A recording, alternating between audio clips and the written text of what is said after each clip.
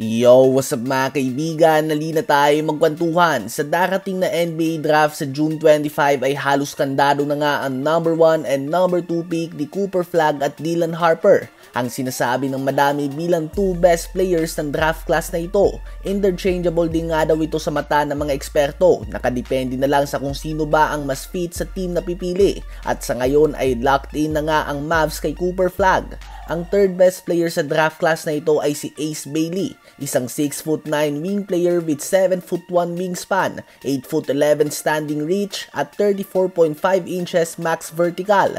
Ang comparison na natatanggap niya ay si Paul George, T-Mac, KD, Jason Tatum at Michael Porter Jr. Basically, athletic scoring wing na may magandang tira sa labas. Ganun pa man ay bumabagsak sa ngayon ang kanyang draft stock dahil ayaw niyang mag-workout para sa mga team. Dinecline niya nga mga invitation ng mga team sa kanya at gusto niya lang na madraft sa team kung saan may direkta siyang daan patungo sa pagiging star. Naniniwala nga daw ito na top 3 player siya sa draft, ganun pa man duda na nga ang mga team sa kanyang attitude. Dahil kung ganito na nga ito ka-demanding ngayon, just imagine kapag naging star talaga ito. Sakit sa ulo nga ito ng franchise at inaasahan na mabilis na hihingi ng trade kapag hindi natuwa sa kanyang mga kakampi. Sa ngayon, ang number 3 pick ay hawak ng Philadelphia 76ers na currently ay may Paul George pa sa posisyon na nilalaro ni Ace Bailey.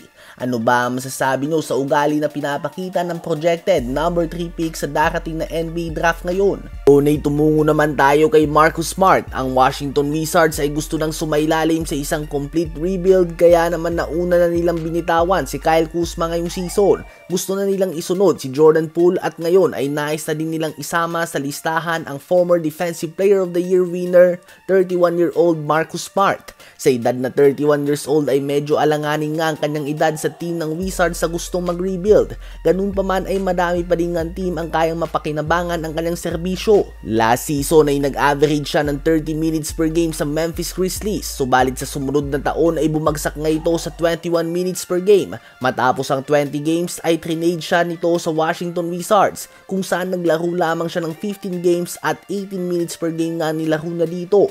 Solid player pa rin nga si Smart, subalit ang kanyang injuries ang nagiging problema. Sa 164 games available the last 2 seasons, 64 games lamang nalaro niya dahil sa mga injuries na ito. Sa playoffs na ito ay nakita naman natin kung gaano kalaking tulong ang mga guards na masipag sa depensa. Mapa Alex Caruso man yan, Cason Wallace, Lu Dort, TJ McConnell, Josh Hart, Amen Thompson at iba pa. May mga teams nga na tulad ng Los Angeles Lakers, Cleveland Cavaliers, Milwaukee Bucks at iba pa na nangangailangan ng perimeter defender ngayong playoffs. Ito nga ang mga teams na posibleng matulungan ni Marcus Smart kung sakali. Ano ba ang masasabi niyo tungkol dito?